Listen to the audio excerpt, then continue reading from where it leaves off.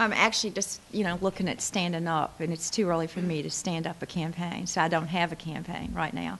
I did actually talk with Oscar Harris, who's my treasurer from the last cycle, about what kind of safeguards I can put in. Again, I didn't mean to call anybody stupid if I said that in the interview.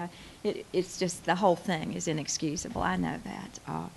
And I take the responsibility, though I can't say that I wasn't there. I was trying to win the election. But we've already worked with the General Assembly to make it a felony to donate money in the name of anybody else. I think that was an important movement for me.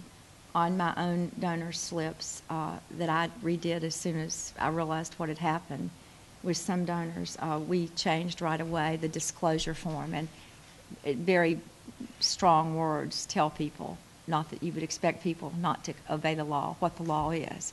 And so we're taking all that. I'm in the process of finding a really professional compliance organization to safeguard. We've developed we're in the process of developing a travel log, so that whether I travel publicly or privately, there will be a good record. I think that's a safeguard for me.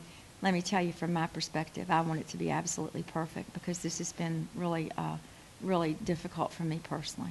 I don't know if being mentioned by the Elections Board, or if you're found guilty by the Elections Board, it might be one thing. But, a lot of us have been mentioned, as you probably have been, for something. And I don't know that because the press writes about you, unless you've done something wrong and been proven to do something wrong, that's a natural out.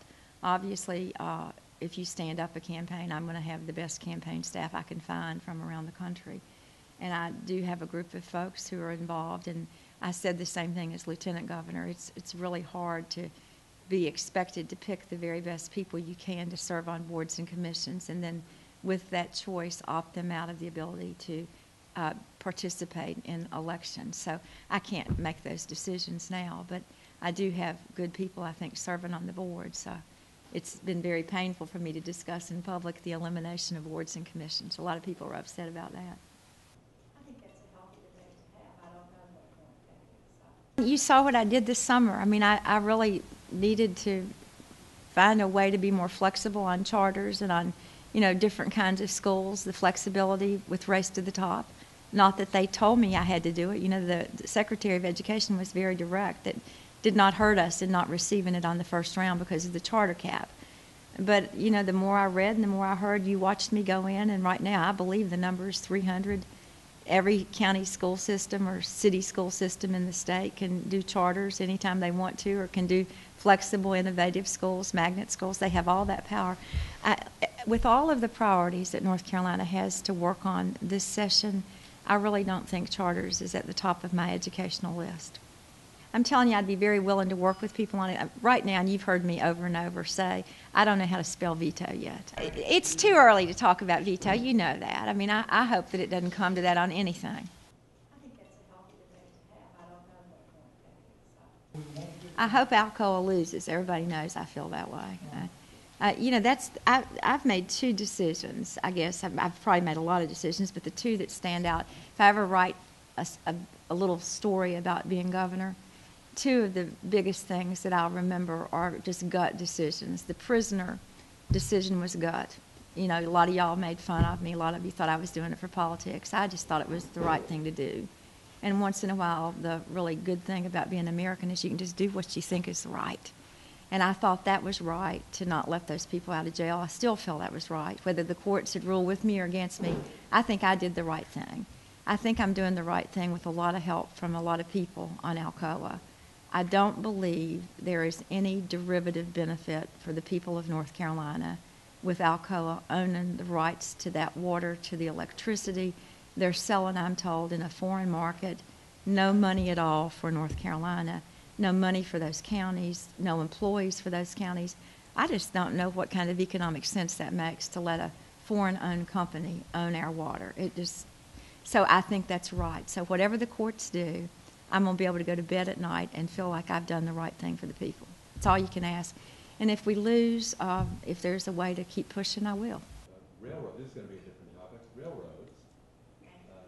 Right now with Spirit there, and we have another industry, and there actually is another potential industry to come an aeronautical industry that I'm very hopeful in the next 6 months that we may be able to lure into Kinston. It's beginning to take off, and I'm going to sit with some of you all and look at the value of the park and see if there's any way you might use the real estate to help begin to pay off that escheats fund.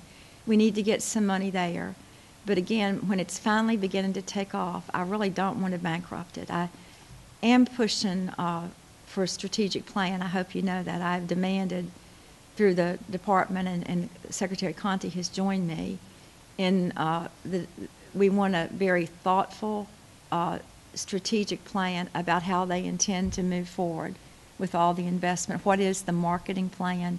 How are we going to continue to fight for jobs there? And I'm looking at a different kind of leadership platform there. What do we need to add personnel-wise to make it globally competitive? I still continue to believe there's hope and an asset. I think the infrastructure, we're going to have it appraised. I think the infrastructure there, I don't know enough about it.